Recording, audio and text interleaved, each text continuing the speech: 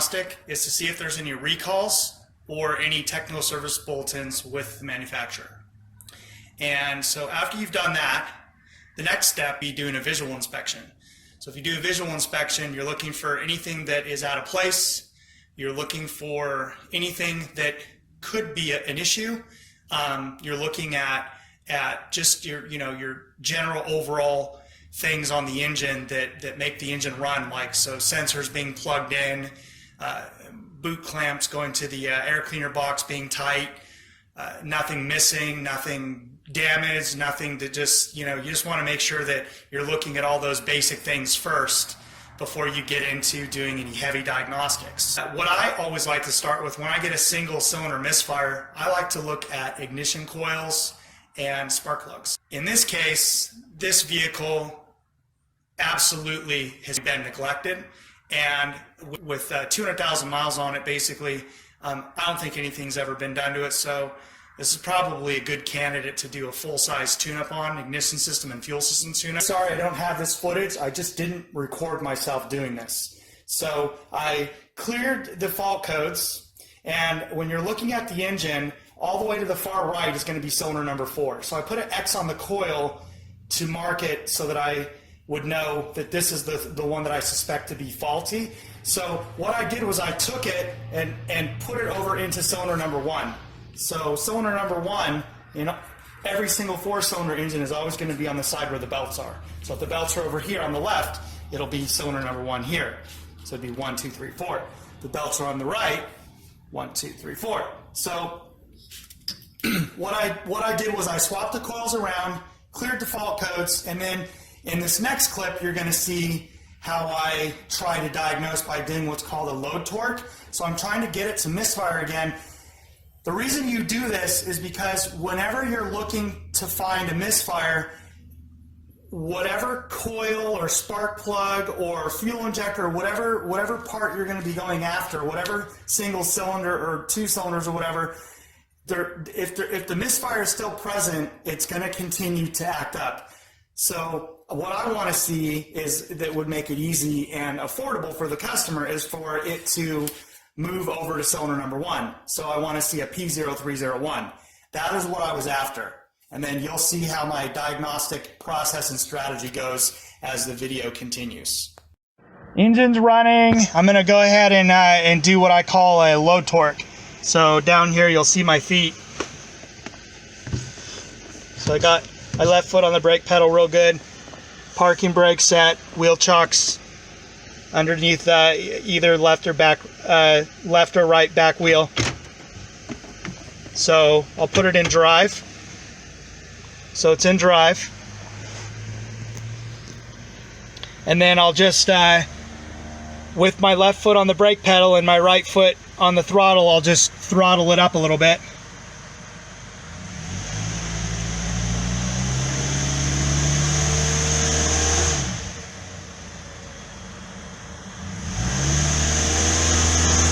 So I'm really trying hard to get it to misfire, because if it doesn't misfire right away, I'll probably have to drive it a few miles to to get the check engine light to turn back on again. So as of right now, the check engine light is still off.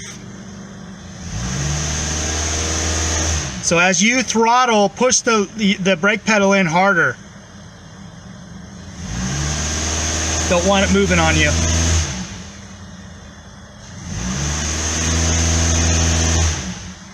A quick road test with this 09 Pontiac Vibe, and see if I can get meet the criteria to make the engine misfire again and get the check engine light to turn on, swapping that coil around. I brought my my little $100 code reader that I always take with me whenever I go on a road test. It's just my quick and dirty OBD2 code reader, just to kind of tell me what the heck is going on if the check engine light turns on while I'm doing a road test. A lot of times when you have a single cylinder engine misfire, or 2 cylinders misfiring or something like that or more, if you don't have a P0300, well, you might get a P0300 if you have 2 or 3 cylinders misfiring. Usually 1 or 2 cylinders misfiring.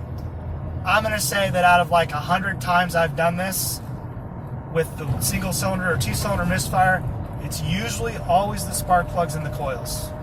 Hey, and if you guys haven't subscribed and you've been watching a couple of my videos, or you've been, watching me do things on with my channel and seeing me progress and post new videos and all that, I mean, might as well just consider subscribing. The customer told me that he hasn't done anything on it since he bought it. I think he bought it a couple years ago, as I know from what he told me, and that's really all I have to go on. So if he hasn't done anything to it and he's driven this thing into the ground, so to speak, just in other words, putting a lot of miles on it in a short period of time, like I see that it has on the odometer, almost 200,000 miles on it. Done about 2 miles and still the check engine light is not on.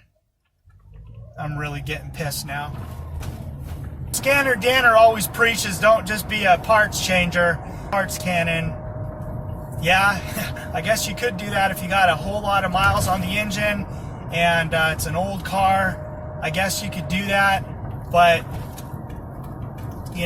not everyone has that kind of money to do that. Me as a mechanic, if I just bought this car today with 200,000 miles on it, I would probably throw down a few $100s on some tune-up parts, new mass airflow sensor, all new spark plugs, all new ignition coils, crank and cam sensor, all genuine GM, Pontiac GM,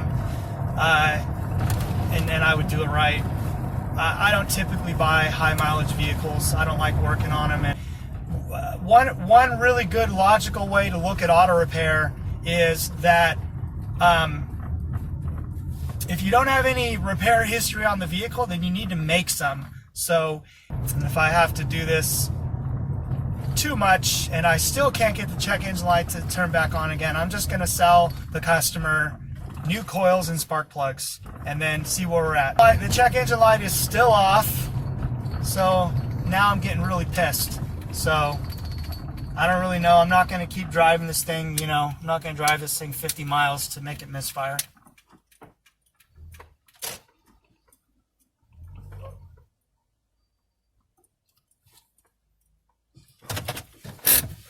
This is just a part of my checking the system to make sure I'm doing my due diligence to check everything out. Got it set to check the resistance of all the injectors. What you'll do is you'll unplug them all, okay? Of course, the engine's going to be off, key off, so you'll unplug everything. And then on cylinder number 4, I wanted to check to see the resistance and then do some comparative checking. I got a known good injector waveform, and this is exactly what it's supposed to look like just sitting here at idle. And so I've got this connected onto cylinder number 4 fuel injector, and then I just compared all the other last 3 to this one, and they're all the same. As you can see, there's 4 brand new coils here. I did make the customer decide to go ahead and do all 4 spark plugs and all 4 ignition coils. This is a parts cannon approach, but I couldn't get the check engine light to reproduce and set the fault code again for cylinder 4 misfire. And how much driving am I going to do to figure this out? So the coils were original coils, and I just decided that was what I was going to do. With 200,000 miles on it, not knowing anything else about the repair history on it, I decided to pull the trigger on the coils and the spark plugs.